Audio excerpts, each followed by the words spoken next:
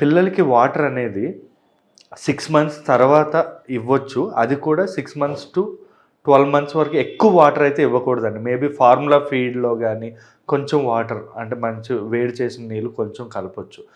2, 3 స్పూన్లు, 4 స్పూన్లు అంతకు మించి ఎక్కువైతే వాటర్ ఇవ్వొద్దు.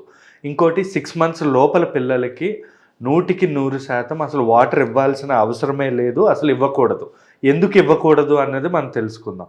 ఎందుకు ఇవ్వకూడదు అంటే మనం పిల్లలకి వాటర్ ఇవ్వడం వల్ల అంటే మామూలుగా పిల్లలు పుట్టిన వెంటనే 6 నెలల నుంచి 6 నెలల వరకు కిడ్నీస్ అన్నవి అంత బాగా డెవలప్ అయ్యి ఉండవు.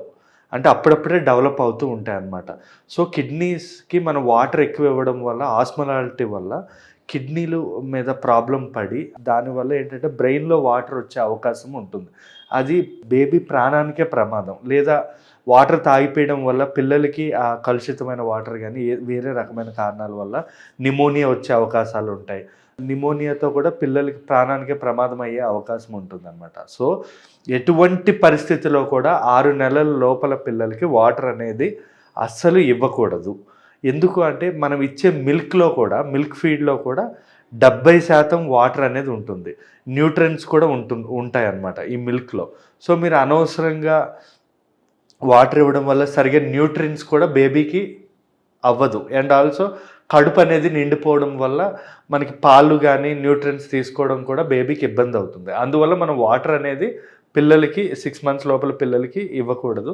మేబీ మోషన్ ఫ్రీగా అవుతుంది కదా అని వాటర్ అయితే ఇవ్వకూడదండి. దానివల్ల చాలా ఇబ్బందులు కిడ్నీల మీద ఎఫెక్ట్ అయ్యే అవకాశం ఉంటుంది. అండ్ ఆల్సో పిల్లలకి పాలు అనేది మినిమం ఒక 8 నుంచి 12 సార్లు 24 గంటల్లో ఇవ్వాలి. అంటే ప్రతి 2 గంటల నుంచి 3 గంటలకు ఒకసారి పాలిస్తూ ఉండాలి. అది 20 ml అయినా సరిపోతుందండి. మీరు అనుకోవచ్చు పాలు అసలు తాగుతున్నాడు లేదో తక్కువ పాలు వస్తున్నాయా అని అనుకోవచ్చు. అలా కాకుండా ఓ 20 ml వచ్చినా సరిపోతుంది పిల్లలకి.